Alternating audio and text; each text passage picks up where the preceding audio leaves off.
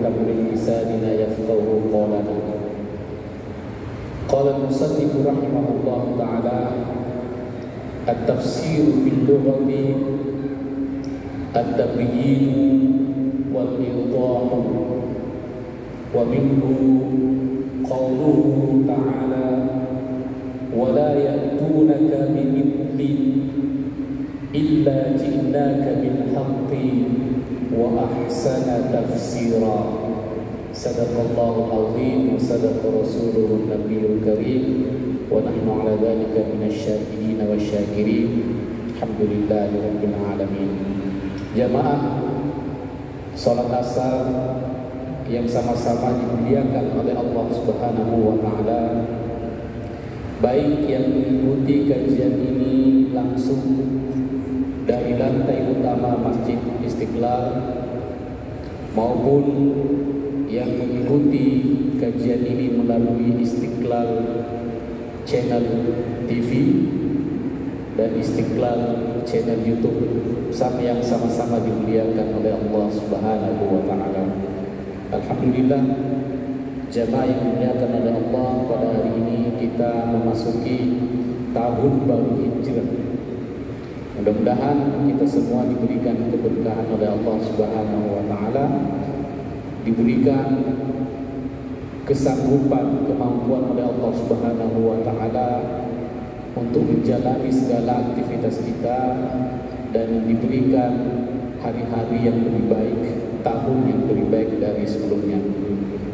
Jamaah yang dimuliakan oleh Allah Subhanahu wa taala, dalam kajian kita sore hari ini ba'da asar, kajian Hawamish Istiqlal, kita akan membahas at-tafsiru wal hajatu ilaihi wa manzilatuhu. Kita akan membahas seputar tafsir. Jamaah yang dimuliakan oleh Allah Subhanahu wa taala, tafsir dan kebutuhan kita terhadap tafsir Al-Qur'an. Kita pasti pernah membaca Al-Quran. Ada nggak yang tidak pernah membaca Al-Quran di sini? Saya yakin semua kita di sini insya Allah pernah membaca Al-Quran atau setiap hari membaca Al-Quran. Bahkan di antara kita ada yang menghafal Al-Quran, minimal kita menghafal surah Al-Fatihah. Akan tetapi jamaah yang dimuliakan oleh Allah Subhanahu wa taala, apakah cukup kita hanya membaca Al-Quran saja, mampu membaca Al-Quran saja, atau menghafal Al-Quran saja? Menurut ulama kita, para ulama tafsir kita, mereka berpendapat bahwa tidak cukup hanya kita membaca dan menghafal Al-Quran saja. Tentunya membaca Al-Quran dapat pahala, menghafal Al-Quran apalagi, tetapi itu tidak cukup. Ada hal lagi yang lebih penting. Apa yang paling penting, jamaah sekalian yang dimuliakan oleh Allah Subhanahu wa taala? Apa yang lebih penting daripada membaca dan menghafal Al-Quran? Yaitu memahami maknanya. Bagaimana kita memahami makna Al-Quran? Itu tidak cukup hanya dengan terjemah. Ini kan ada Quran terjemah, itu tidak cukup. Tetapi untuk memahami Al-Quran harus kita melalui sebuah mekanisme, yaitu menafsirkan Al-Quran. Nah, disinilah para ulama kita sepakat bahwa Al-Quran itu harus bisa ditafsirkan. Terus pertanyaannya jemaah yang berbahagia, bagaimana kalau saya nggak memiliki kemampuan? Bagaimana kalau kita tidak memiliki waktu? Makanya ulama kita juga mengatakan bahwa tafsir itu bisa dalam bentuk, kalau hukumnya itu bisa fardu kifayah. Apa itu fardu kifayah? Nah, sebagian dari umat kita ini harus ada yang paham tafsir, walaupun banyak dari kita yang belum bisa paham, atau belum pernah sekolah di pesantren, atau tidak ada waktu.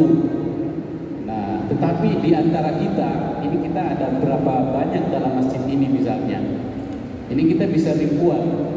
Harus di antara kita yang ribuan itu harus ada yang paham tafsir. Nah, kita yang nggak paham tafsir harus berguru, mendengarkan, mengikuti yang lebih paham. Jangan kita udah nggak paham, udah nggak tahu, merasa paling benar dan lebih benar daripada ulama-ulama yang paham. Nah, oleh karena itu dalam Islam itu, sejarah Islam banyak sekali ahli-ahli tafsir yang dimuliakan oleh Allah Subhanahu wa taala. Ahli-ahli tafsir itulah yang membantu kita untuk memahami Al-Qur'an. Makanya dikatakan di sini, nah ini kita melihat makna tafsir, apa sih yang disebut tafsir sehingga itu menjadi penting. At-tafsiru fil lughati at-tabayyin wal idah. Dari aspek bahasa, at-tafsiru at-tabayyin wal idah. Apa yang disebut dengan tabyin? Menjelaskan, nah, bayan, memperjelas. Kenapa perlu diperjelas? Karena kita tidak memahami secara jelas maknanya, sehingga perlu diperjelas. Nah, wal idahu, nah, penjelasan. Jadi sama at-tabyin wal idahu, jadi penjelasan. Misalnya alhamdulillahirabbil alamin. Nah, segala puji bagi Allah. Nah, Rabbil alamin. Segala puji bagi Allah. Itu kita paham maknanya kalau kita membaca Quran terjemah. Tetapi kenapa Allah mengatakan Rabbil alamin? Kenapa bukan mengatakan Lillahil alamin? Ilahul alamin. Itu kan banyak. Ada ilah, ada Rabb. Kenapa Allah mengatakan Rabbul alamin? Alhamdulillahi rabbil alamin. Kenapa Allah tidak mengatakan Ilahul alamin? Nah, inilah perannya para ahli tafsir kita. Karena al-ilahu dengan ar-rabbu itu berbeda, jamaah yang dimuliakan oleh Allah Subhanahu wa taala. Itu contoh kecil. Sehingga itu perlu dijelaskan, perlu diperjelas, perlu bayan, perlu idhah, perlu tafsir. Nah, kemudian wa huwa ma'khudun minal fasri. Tafsir itu diambil dari kata fassara yufassiru tafsir. Wa huwa al-ibanatu wal kashfu. Al-ibanah itu sama tadi menjelaskan, al-kashfu menyingkap. Nah, menyingkap, kashful mughaddi. Nah, misalnya nih, ini gelas ada penutupnya, kita membuka, menyingkap. Apa sih yang ada di dalamnya? Menyingkap. Itu namanya tafsir. Misalnya sekarang ini kan sering belanja online. Nah, belanja online, ketika datang belanjaan itu, nah, kita buka apa sih? Nah, kita buka apa sih isinya dari belanja online kita itu, apakah sudah benar sesuai yang kita pesan? Nah, apa bahasanya biasanya kalau kita membuka itu? Nah, kalau sini kashful mughaddi, untuk memperjelas, nah, apa sih maknanya itu? Nah, itu disebut dengan tafsir. Nah, wa qala fil bahril muhit, dalam kamus bahrul muhit, wa yutlaqu tafsiru aidan ala at-ta'riyah lil itlaq. Jadi at-ta'riyah. Nah, ini mungkin bahasanya agak-agak vulgar. At-ta'riyah itu kayak menelanjangi, membuka. Nah, jadi artinya adalah membuka atau menyingkap sebuah makna. Nah, itu adalah makna dari tafsir.